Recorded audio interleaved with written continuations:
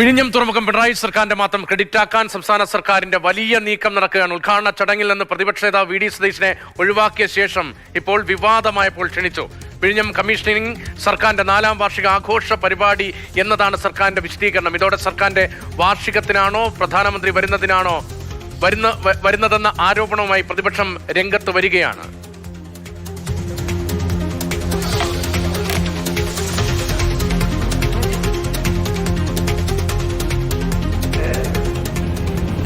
പ്രചരണങ്ങളിലും പരിപാടികളിലുമെല്ലാം മുഖ്യമന്ത്രിയുടെ എല്ലാം വളരെ ചിരിക്കുന്ന ചിത്രമെല്ലാം വയ്ക്കും. ഞാൻ എതിർപ്പില്ല, വയ്ക്കണം. പക്ഷേ എന്ത് ചെയ്തിട്ടാണ് ഈ സർക്കാരിനെ ഇത് സർക്കാരിന്റെ ഒരു ക്രെഡിറ്റായി അവകാശപ്പെടുന്നത്? ഇന്നലെ വൈകിട്ട് ഫൈനലൈസ് ചെയ്ത് ഇന്ന് കത്ത് കൊടുത്തിട്ടുണ്ട് പ്രതിപക്ഷ നേതാവിന് ഉൾപ്പെടെ. ഇനി ആരെയൊക്കെ അതിൽ പങ്കെടുപ്പിക്കും പ്രസംഗിക്കും തീരുമാനിക്കേണ്ടത് നമ്മളല്ല, കേന്ദ്രത്തിൽ നമ്മൾ അയച്ചു കൊടുത്തിട്ട് അവരാണ് പ്രോഗ്രാം തീരുമാനിച്ച് തിരിച്ച് പ്രധാനമന്ത്രിയുടെ ഓഫീസിൽ നിന്ന് ആരൊക്കെ ഡയസിലിരിക്കണം, ആരെയൊക്കെ പ്രസംഗിപ്പിക്കും, എത്ര പേര് ഇരുത്തുന്നുണ്ട് തീരുമാനിക്കുന്നത് അവരാണ്. അത് നിങ്ങൾക്കെല്ലാം അറിയാം. എല്ലാം പ്രോട്ടോക്കോൾ അനുസരിച്ച് അവിടുന്ന് വീണ്ടും തിരിച്ച് മെസ്സേജ് വരും. അതനുസരിച്ച് നമ്മൾ കൃത്യമായി നടപ്പാക്കുക. അതിൽ അദ്ദേഹത്തിന് കത്ത് കൊടുത്തിട്ടുണ്ട്. ഞാൻ തന്നെ എൻ്റെ ലെറ്റർ പാഡിൽ അദ്ദേഹത്തിന് പങ്കെടുക്കണമെന്ന് ആവശ്യപ്പെട്ട് കത്ത് കൊടുത്തു.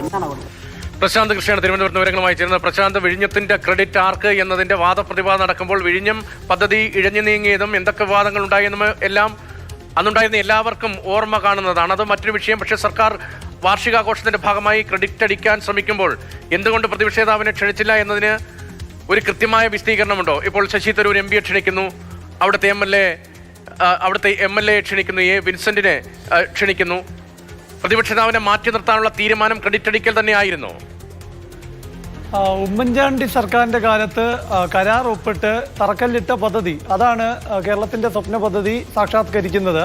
അപ്പോൾ ഇത്തരമൊരു സ്വപ്ന പദ്ധതിയുടെ ഉദ്ഘാടന ചടങ്ങിൽ കേരളത്തിന്റെ പ്രതിപക്ഷ നേതാവിനെ പങ്കെടുക്കാത്തത് വലിയ വിവാദമായി മാറിയിരുന്നു.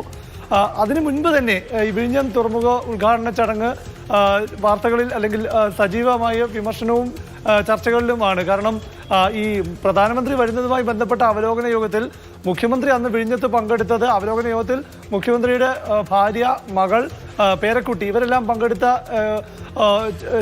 പങ്കെടുത്തിരുന്നു അന്നത്തെ അവലോകന യോഗത്തിൽ. അപ്പോൾ അത് തന്നെ വലിയ തോതിൽ വിവാദമായി ചർച്ച ചെയ്തുകൊണ്ടിരിക്കുന്ന അവസരത്തിലാണ് മറ്റൊരു വിവാദം കൂടി ഇന്നിപ്പോൾ ഉണ്ടായത്. അത് പ്രതിപക്ഷ നേതാവിനെ ഒഴിവാക്കി എന്നതാണ്. അപ്പോൾ അതിൻ്റെ പേരിൽ പ്രതിപക്ഷം ഒന്നടങ്കം രംഗത്തിറങ്ങി ഇത് ക്രെഡിറ്റ് അടിച്ചെടുക്കാൻ വേണ്ടിയാണ്. മാത്രമല്ല, സർക്കാരിൻ്റെ ഭാഗമായി തുറമുഖ മന്ത്രിയുടെ ഓഫീസെല്ലാം വിശദീകരിച്ചത്, അല്ലെങ്കിൽ മന്ത്രിയൊക്കെ വിശദീകരിച്ചത്, സംസ്ഥാന സർക്കാരിൻ്റെ 4ാം വാർഷികത്തിൻ്റെ പരിപാടിയായി വിഴിഞ്ഞം തുറമുഖ കമ്മീഷനിങ് നടത്തുന്നതെന്നാണ്. അപ്പോൾ അത് മറ്റൊരു വിവാദം കൂടിയായി മാറി. കാരണം പ്രധാനമന്ത്രി എത്തുന്നത് സംസ്ഥാന സർക്കാരിൻ്റെ 4ാം വാർഷികത്തിൻ്റെ പരിപാടി ഉദ്ഘാടനം ചെയ്യാനാണോ എന്ന രാഷ്ട്രീയ ചോദ്യം കൂടിയാണ് പ്രതിപക്ഷത്തിൻ്റെ കയ്യിലേക്ക് വെച്ച് കൊടുത്തത്. ഏതായാലും വലിയ വിവാദമായപ്പോൾ ഇന്ന് രാവിലെ ഒരു ഉച്ചയോട് അടുപ്പിച്ച സമയത്ത് തുറമുഖ മന്ത്രി വി എൻ വാസവന്റെ ഓഫീസിൽ നിന്ന് അദ്ദേഹത്തിന്റെ ലെറ്റർ ഹെഡിലുള്ള ക്ഷണക്കത്ത് കന്റോൺമെന്റ് ഹൗസിൽ പ്രതിപക്ഷ നേതാവിനെ ക്ഷണിച്ചുകൊണ്ടെത്തി. 2 വരി ക്ഷണക്കത്താണ്. അതിൽ പറയുന്നത് മെയ് മാസം 2-ാം തീയതി പ്രധാനമന്ത്രി ഉദ്ഘാടനം ചെയ്യുന്ന വിഴിഞ്ഞം രാജ്യാന്തര തുറമുഖത്തിന്റെ ഉദ്ഘാടന ചടങ്ങിലേക്ക് താങ്കളുടെ മഹനീയ സാന്നിധ്യം ക്ഷണിക്കുന്നുവെന്നാണ്. ഇന്നലത്തെ ഡേറ്റിട്ടാണ് ഈ കത്ത് നൽകിയിരിക്കുന്നത്. ഈ തൊട്ടു മുൻപ് മന്ത്രി വി എൻ വാസവന്റെ പ്രതികരണത്തിലുണ്ട് ഇന്നാണ് കത്ത് നൽകിയെന്ന് പറഞ്ഞത്. അപ്പോൾ ഇന്നലത്തെ ഡേറ്റിട്ട് ഇന്ന് കത്ത് നൽകിയെന്ന് മനസ്സിലാക്കേണ്ടിയിരിക്കുന്നു. ഏതായാലും ശരി, വിവാദത്തിന് പിന്നാലെയാണ് പ്രതിപക്ഷ നേതാവിന് 2 വരി കത്ത് നൽകിയിരിക്കുന്നത്.